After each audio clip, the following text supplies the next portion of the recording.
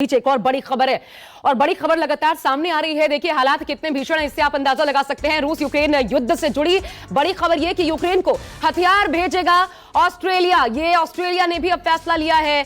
Australia के प्रधानमंत्री ने इसका ऐलान भी कर दिया है। यूक्रेन को $75 मिलियन की मदद भी दी जाएगी। यूक्रेन को घातक हथियार देने का ऐलान किया गया है। अब ऑस्ट्रेलिया भी इसमें कूद पड़ा है। मॉरिसन ने कहा है घातक हथियार देंगे, न सिर्फ घातक हथियार बल्कि पैसे से भी $75 मिलियन की पेशकश की गई है। इससे भी मदद की बात कही जा रही है ऑस्ट्रेलिया की तरफ से।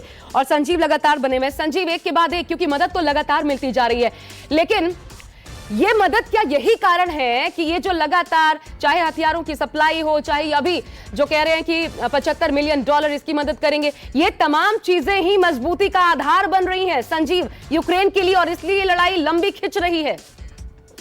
देखिए, ये जो तमाम मदद आ रही है आशा, ये मदद जब युद्ध खत्म हो जाएगा और फिर से रिकंस्ट्रक्शन होगा यूक्रेन का, उस वक्त आएंगी क्या, ये प्रश्न देखा जाएगा। आज की तारीख में यूक्रेन एक प्यादे की तरह हो गया है, एक मोहरे की तरह, जो कि रूस को टक्कर दे रहा है और उसे पैसे और रसद और हथियार मुहैया कराए जा रहे हैं, क्योंकि रूस दरअसल पश्चिमी देशों की लड़ाई लड़ रहा है। पश्चिमी देश जो इस बात से नाराज हैं कि रूस और चीन का एक अपने आप में गठबंधन हो गया है और वो एक ध्रुव बन के तैयार है। ऑस्ट्रेलिया इस बात से भी खफा है कि चीन रूस की मदद में है, क्योंकि चीन के खिलाफ हमेशा खड़ा रहता है ऑस्ट्रेलिया। तो कुल मिलाकर ऐसा लग रहा है कि दो ध्रुवों में इस यूक्रेन वॉर ने बांट दिया है दुनिया को, और एक तरफ जो पश्चिम के देश हैं या अमेरिका के सहयोगी हैं, वो लगातार पैसे हथियार से यूक्रेन को मदद कर रहे हैं। अब आप सोचिए कि इतने फाइटर प्लेन्स दिए जा रहे हैं यूक्रेन को, उन फाइटर प्लेन्स को यूक्रेन उड़ाएगा कहां से? कौन सी हवाई पट्टी यूक्रेन में बची हुई है? आप ये समझिए कि इतने फाइटर प्लेन्स देने का मतलब क्या है? ये पॉस्चरिंग ही तो है। या फिर नेटो के इलाके से वो उड़ेंगे तो फिर नेटो की लड़ाई सीधे हो जाएगी रूस से, या फिर यूक्रेन में ऐसे हवाई पट्टियां बची कहां हैं जहां से इतने फाइटर प्लेन, इतने टैंक जो लड़ेंगे?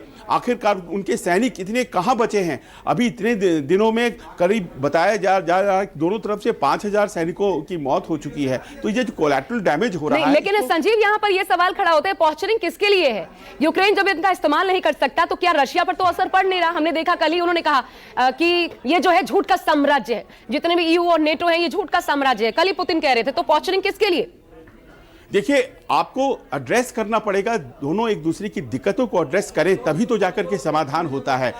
रशिया की अभी तक क्या ऑब्जेक्शंस हैं, इसको वेस्ट नकारने के अलावा और कुछ नहीं कर रहा है। उन्होंने कहीं भी रशिया आखिर चाहता क्या है उससे सीधे संवाद और संपर्क स्थापित करने की कोई बात नहीं की। अगर किसी ने बात किया है रूस से तो वो यूक्रेन ने किया है, जो लड़ भी रहा है और बातचीत भी कर रहा है। लेकिन अमेरिका के देश हों, कल इमानुएल मैक्रों ने एक बातचीत की और उस बातचीत में रूस ने अपना पक्ष रखा। बीच का रास्ता क्या हो सकता है उसके बारे में कोई बातचीत नहीं हो पाई।